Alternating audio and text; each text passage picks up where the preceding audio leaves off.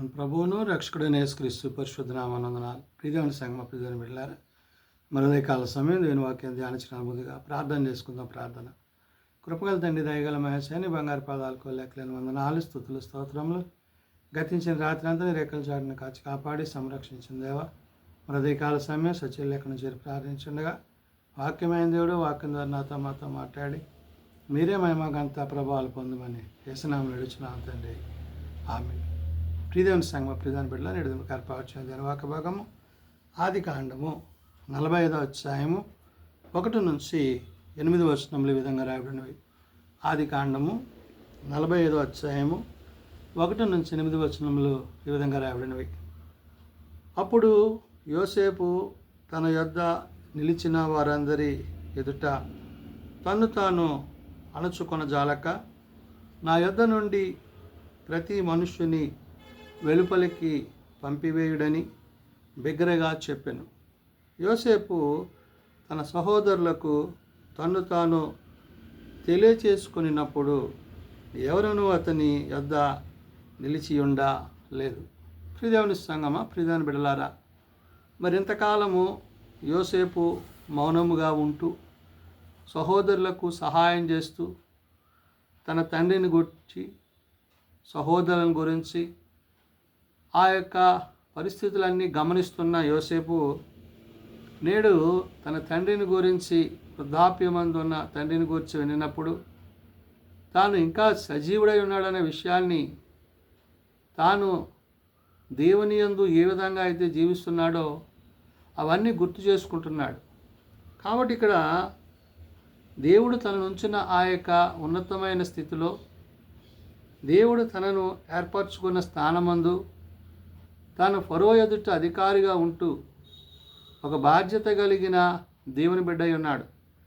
కాబట్టి ఇక్కడ అప్పుడు యోసేపు తన యొద్ద నిలిచిన వారందరి ఎదుట తన్ను తాను అణచుకోజాలక అంటున్నాడు. అంటే ఆనాడు తనతో పాటు ఉన్న అధికారులు మిగతా ప్రజలను బట్టి వారి ముందు తాను ఏమీ చెప్పలేని స్థితిలో మౌనంగా ఉండిపోయి ఆ బహు వేదనకరమైన పరిస్థితి తన హృదయంలో తను ఎవరైనది తన సహోదరులకు తెలియజేయని స్థితిలో ఉన్న తాను ఈ దినాన అంటున్నాడు, నా యొద్ద నుండి ప్రతి మనుష్యుని వెలుపలికి పంపివేయడని బిగ్గరగా చెప్పాను అంటున్నాడు. అంటే ప్రతి మనుష్యుని అంటే ఆ ప్రజలను, ఆ ఫరో యొక్క జనాంగాన్ని, అధికారులను సైతం అందరినీ పంపివేసి యోసేపు తన సహోదరులకు తను తాను తెలియచేసుకొనినప్పుడు ఎవరునూ అతని యొద్ద నిలిచి ఉండలేదు. కాబట్టి ఈ విధమైన ప్రేమ కలిగిన ఆ యొక్క సహోదర ప్రేమను కలిగిన వాడై దేవుడు తను ప్రేమించి ఏ విధంగా అయితే ముందుకు నడిపిస్తున్నాడో ఆ నడిపిస్తున్న విధానంలో యోసేపు తను ఈ విధంగా తన్ను తాను దేవుని బిడ్డగా, దేవుడు తను ఉంచిన విధానాన్ని బట్టి తన సహోదరుల పట్ల ప్రవర్తించాడు. అతడు ఎలుగెత్తి ఏడవగా ఐగుప్తీయులను ఫరో ఇంటి వారు వినిరి. ఎప్పుడైతే యోసేపు ఇంతకాలం మనసులో దాచుకుని ఈ దినాన్న తాను ఎలుగెత్తి ఏడ్చి తన పరిస్థితి అంతటా చెప్పుకుంటున్నప్పుడు ఆ యొక్క ఇంటివారైన ఎవరు ఐగుప్తీయులను ఫరో ఇంటి వారును వినిరి అంటున్నాడు. ఆ ఏడ్పు వారికి ఎంతో హృదయాలను కలిచివేసింది. అప్పుడు యోసేపు, నేను యోసేపును, నా తండ్రి ఇంకా బ్రతికి ఉన్నాడా అని అడిగినప్పుడు అతని సహోదరులు అతని సముఖమందు తొందరపడి అతనికి ఉత్తరము ఇయ్యలేకపోయిరి. చూడండి, తన తండ్రిని గూర్చిన వార్త తన హృదయాన్ని కలిచివేసింది. వృద్ధాప్యములో తండ్రి మరి ఏ స్థితిలో ఉన్నాడో తను ఊహించుకుంటూ తలంచుకుంటూ ఈ కరువు పరిస్థితుల్లో వీళ్ళు వెళ్తే కానీ ఆహారం ఇవ్వకపోతే కానీ బ్రతకలేని స్థితిలో ఉన్న కుటుంబాన్ని బట్టి తను ఎంతగానో కన్నీరు విడిచిన వాడే ఉన్నాడు. కాబట్టి అక్కడ రాయబడిన మాట, అప్పుడు యోసేపు, నేను యోసేపును, నా తండ్రి ఇంకా బ్రతికి ఉన్నాడా అని అడిగినప్పుడు అతని సహోదరులు అతని సముఖమందు తొందరపడి అతనికి ఉత్తరమేమీ ఇయ్యలేదు. చూడండి బిడ్డలారా, దేవుని ప్రేమ కలిగిన వాడై ఆ ప్రేమలో ముందుకు కొనసాగుతూ తాను ఈ విధంగా ప్రవర్తిస్తున్నాడు. అంతటి యోసేపు నా దగ్గరకు రండని తన సహోదరులతో చెప్పినప్పుడు వారు అతని దగ్గరకు వచ్చిరి. అప్పుడు అతడు ఐగుప్తునకు వెళ్ళునట్లు మీరు అమ్మివేసిన మీ సహోదరుడైన యోసేపును నేనే అంటున్నాడు. నేను ఐగుప్తుకి వెళ్ళడానికి మీరు ఎవరినైతే ఆ గుంటలో పడవేశారో ఆ గుంటలో పడబడిన నేను, మరి అమ్మివేయబడిన నేను, తన స్థితిని గురించి ఇక్కడ యోసేపు తన సహోదరులను దగ్గర చేర్చుకొని ఈ విధంగా మాట్లాడుతున్నాడు. అయినను నేను ఇక్కడికి వచ్చినట్లు మీరు నన్ను అమ్మివేసినందుకు దుఃఖపడకూడదు అంటున్నాడు. మీరు ఇలా చేశారని మీరు ఎవరు బాధపడొద్దు, దుఃఖపడొద్దు. అంటే మీరు కావాలని చేయలేదు. ఇక్కడ తాను దైవ బలము కలిగిన వాడిగా, దైవశక్తి కలిగిన వాడిగా తన సహోదరులను ధైర్యపరుస్తున్నాడు, అవమానపరచక. ఏమంటున్నాడు? అయినను నేను ఇక్కడికి వచ్చున్నట్లు మీరు నన్ను అమ్మివేసినందుకు దుఃఖపడకుడి, అది మీకు సంతాపము పుట్టింప నీయకుడి. ప్రాణరక్షణ కొరకు దేవుడు మీకు ముందుగా నన్ను పంపించాను. మీరు బ్రతకడం కోసమే దేవుడు నన్ను ముందుగా ఇక్కడికి పంపించాడు అంటాడు. అంటే దేవుని చిత్తము లేనిదే, దేవుని ఉద్దేశము లేనిదే ఇదేదియో జరగదనే విషయాన్ని సహోదరులకు చెప్తూ తాను ఏ విధంగా దేవుని యందు భయభక్తులు కలిగి ఉన్నాడో యోసేపు అక్కడ చెప్తున్నాడు.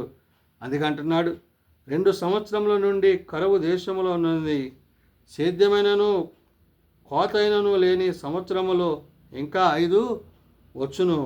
మిమ్మును ఆశ్చర్యముగా రక్షించు దేశములో మిమ్మును శేషముగా నిలుపుటకును ప్రాణముతో కాపాడుటకును దేవుడు మీకు ముందుగా నన్ను పంపించాను. కాబట్టి మీరు బ్రతకడానికి, మీరు జీవించడానికి, కుటుంబం అంతా దేవునిలో ఏ విధంగా ఉండాలో అనే విషయాన్ని ఇక్కడ యోసేపు సహోదరులు చెప్తున్నాడు. అందుకనే దేవుడు నన్ను ముందుగానే ఇక్కడికి పంపించాడు. ఈ కరువు నుండి, కాటకాల నుండి మనల్ని తప్పించడానికి దేవుడు నన్ను ఏర్పరచుకున్నాడని చెప్తున్నాడు. కాబట్టి ప్రాణముతో కాపాడుటకును దేవుడు మిమ్మల్ని ముందుగా నన్ను పంపించానంటూ, కాబట్టి దేవుడే కానీ మీరు నన్ను ఇక్కడికి పంపలేదు. ఆయన నన్ను ఫరోకు తండ్రిగాను అతని ఇంటి వారికి అందరికీ ప్రభువుగాను ఐగుప్తు దేశంతటికి ఏలికగాను నియమించాను. కాబట్టి తాను వచ్చిన పని, దేవుడు తను ఏర్పరచుకున్న పని, దేవుడు తన పట్ల చూపిన పని, ఇవన్నీ కూడా సహోదరులు చెప్తున్నాడు. మీరెవరు ధైర్యంగా ఉండండి, మీరు భయపడొద్దు, నన్ను నమ్మేసినందుకు మీరు బాధపడొద్దు, అది దేవుని ప్రణాళిక, దేవుని చిత్తమైనదని చెప్పి దేవుని మాటలను వారికి తెలియజేశాడు. ప్రియమైన బిడ్డలారా, యెహోవా యందు నమ్మిక కలిగిన వాడు ఈ విధంగా ఆశీర్వదింపబడునని ఆనాడు యోసేపు తన సహోదరుల ఎదుట తన హృదయంలో ఉన్న వేదనతోటి తెలియజేసుకుని ఆ ప్రభు ప్రేమను, తండ్రి ప్రేమను, పరిశుద్ధాత్మ సహాయమును కలిగిన వాడే ఈ దినాన మనమును దేవుని కలిగి ఉంటే మనం ఎలాంటి పరిస్థితుల్లో ఉన్నా ఆయన విడిచిపెట్టక అలనాడు యోసేపుకు తోడైన దేవుడు నేడు నిన్ను నన్ను కూడా అటు రీతిగా సంరక్షించునని పరిశుద్ధాత్మ దేవుడు తెలియజేసిన మాటలు. ప్రార్థన చేసుకుందాం. ప్రేమ నమ్మకం కలిగిన మా తండ్రి, కృప కలిగిన దేవ, నిజమైన ఆయన కరువు దినాల్లో, కష్ట దినాల్లో అయా నీ ప్రజలైన నీ బిడ్డలను కాపాడుటకు నీ సేవకుడైన యోసేపును ముందుగా పంపించావు. యాకోబును ఆశీర్వదించావు, యాకోబు బిడ్డలను నాయనా వారు చేస్తున్నది తప్పైనప్పటికీ ఆ కుమారుడైన యోసేపు నాయన నీ చిత్తాన్ని జరిగిస్తూ నాయన ఐగుప్తుకు రావడము, అక్కడ పరిస్థితులను సరిచేయడము, ఫరోకు తండ్రిగా ప్రజలందరికీ అధికారిగా నియమింపబడ్డము, నేడు తన కుటుంబపు అవసరతల నిమిత్తము అక్కడ ఒక అధికారిగా తను ఉంచిన విధానాన్ని బట్టి వందనాలు. అయ్యా నీ అందు నమ్ముకుంచి వారిని సిగ్గుపడనీయక నీ వేలుబడి చేయవాడువై ఉన్నావని మరి ఒకసారి ఉదయకాల సమయంలో నీ వాక్యమును బట్టి మేము నీ అందు నమ్మిక కలిగి, విశ్వాసము కలిగి, లోకం నుండి, పాపం నుండి వేరుపరచబడి అయా నీ చిత్తం ఏమైనదో ఎరిగి గ్రహించి నీ చిత్తానుసారంగా జీవించుటకు మా అందరికీ నీ సహాయం దయచేయండి. బలహీనం ప్రభావ బలపరచండి, రోగులను ప్రభావ స్వస్థపరచండి, హాస్పిటల్స్ వద్ద, ఇండ్ల వద్ద పడి ఉన్నవారు ముట్టి లేవనెత్తండి, తమ ప్రియులను పోగొట్టుకున్న కుటుంబాలను ఆదరించండి, జన్మదినాలు, వివాహ దినాలు ఆ కొడుకుల కుటుంబాలను ప్రత్యేకపరచండి.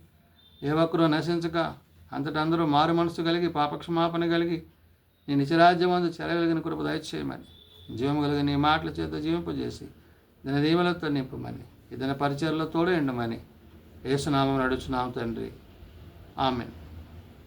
పరలోకమందున మా తండ్రి, నీ నామం పరిశుద్ధపరచబడుగాక, నీ రాజ్యం వచ్చుగాక, నీ చిత్తం పరలోకమందు నెరవేర్చినట్లు భూమి మీద నెరవేరుగాక. మా అనుదిన ఆహార్యం మాకు దయచేయి. మళ్ళీ ప్రార్థన చేసిన వారిని మేము క్షమించిన ప్రకారం మా ప్రార్థనలను క్షమించు. శోధనలను ఏకాదశులను తప్పించు. రాజ్యము, శక్తి, మహిమ నిరంతరము నీవే అయినావు తండ్రి, ఆమెన్. మన పరమ తండ్రి అయిన దేవుని ప్రేమ, ప్రభువైన యేసుక్రీస్తు కృప, ఆదరణకర్త అయిన పరిశుద్ధాత్మ సహాయము సదా తోడయండి సంరక్షించునుగాక, ఆమెన్.